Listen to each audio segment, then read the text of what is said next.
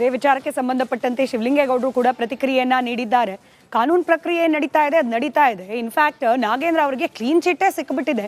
ಹೀಗಾಗಿ ಅವರನ್ನ ಮತ್ತೊಮ್ಮೆ ಸಚಿವ ಸಂಪುಟಕ್ಕೆ ವಾಪಸ್ ಕರೆತರಲಾಗಿದೆ. ವಿರೋಧ ಪಕ್ಷಗಳು ವಿರೋಧ ಮಾಡಬೇಕು ಅನ್ನೋ ಕಾರಣಕ್ಕೆ ವಿರೋಧ ಮಾಡ್ತಿವೆ ಅಷ್ಟೇ.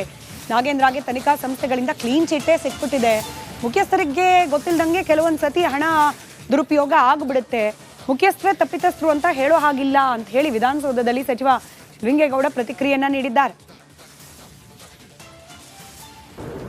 ನಾಗೇಂದ್ರ ಅವರು ಏನು ತಪ್ಪು ಮಾಡಿತ್ತು, ಈಗ ಒಬ್ಬ ಅಪರಾಧಿ ಅವರು ಅಂತ ಈಗಾಗಲೇ ಇದು CID ಕ್ಲೀನ್ ಚೀಟ್ ಕೊಟ್ಟಿದೆ. ಆಮೇಲೆ CBIನವರು ತಡೀರಿ ಅಂತ ಇದ್ದಾರೆ. ಅಲ್ಲಿ ಏನು ಚಾರ್ಜ್ ಶೀಟ ಆಗ್ತಿಲ್ಲ. ಏನಿದೆ ತಪ್ಪಲ್ಲಿ? ಅವರು ಅಪರಾಧಿ ಅಂತ ಆದಮೇಲೆ ಅವ್ರನ್ನ ವಜಾ ಮಾಡಲಿ, ಅಲ್ಲ ಬಿಡ್ತಾರೆ. ಖಜಾನೆಗೆ ಹೋಗಿರೋರು ಯಾರ್ಯಾರು ಹೋಗಿದ್ದಾರೆ, ಯಾರ್ಯಾರು ತಿಂದಿದ್ದಾರೆ ಅಧಿಕಾರಿಗಳು, ಅವ್ರನ್ನೆಲ್ಲ ತಗೊಂಡೋಗಿ ಎಲ್ಲಿ ಬೇಕಲ್ಲಿ ಕಳಿಸಿ. ಮುಖ್ಯಸ್ಥರು ಇದ್ರೂ ಕೆಲವು ಸಂದರ್ಭದಲ್ಲಿ ಗೊತ್ತಿಲ್ಲದಲೇ ಹೋಗುತ್ತೆ. ಈಗ ಆ ಮುಖ್ಯಸ್ಥರು ನಾನು ಮಂತ್ರಿಗಳ ಶಿಫಾರಸ್ಸಿನ ಮೇಲೆ ನಾನು ಹಣನ ವರ್ಗಾವಣೆ ಮಾಡಿದ್ದೀನಿ ಅಂತ ಹೇಳಿದಾರ. ಈಗ ಹಣ ರಿಕವರಿ ಆಗಿದೆ. ಯಾರ್ಯಾರು ತಿಂದಿದ್ರು ಅವರೆಲ್ಲ ರಿಕವರಿ ಕೊಟ್ಟಿದ್ದಾರೆ. ನಾಗೇಂದ್ರ ಅವರು ವಜಾ ಮಾಡಿ ನಾಗೇಂದ್ರ ವಜಾ ಮಾಡಿ ಪರಿಷತ್ ಕಲಾಪದಲ್ಲಿ ರಾಜೀನಾಮೆ ಕೋಲಾಹಲ. ವಿಪಕ್ಷ ಸದಸ್ಯರಿಂದ ಕಪ್ಪು ಬಟ್ಟೆಯನ್ನ ಧರಿಸಿ ಹೋರಾಟ. ಸಚಿವ ನಾಗೇಂದ್ರ ರಾಜೀನಾಮೆಗೆ ವಿಪಕ್ಷಗಳು ಪಟ್ಟು ಹಿಡಿದಿದ್ದಾವೆ.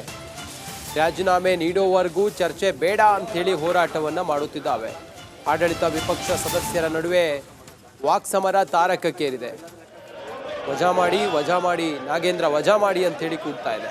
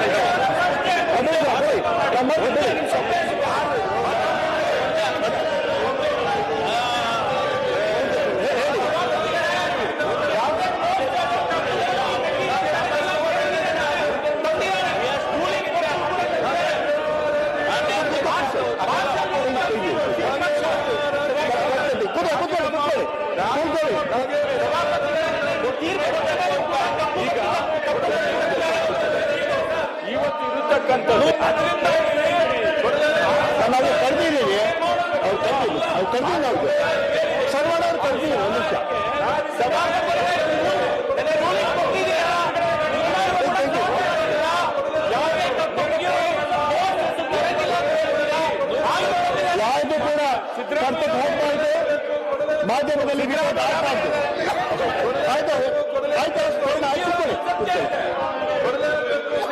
ಸಿದ್ದರಾಮಯ್ಯ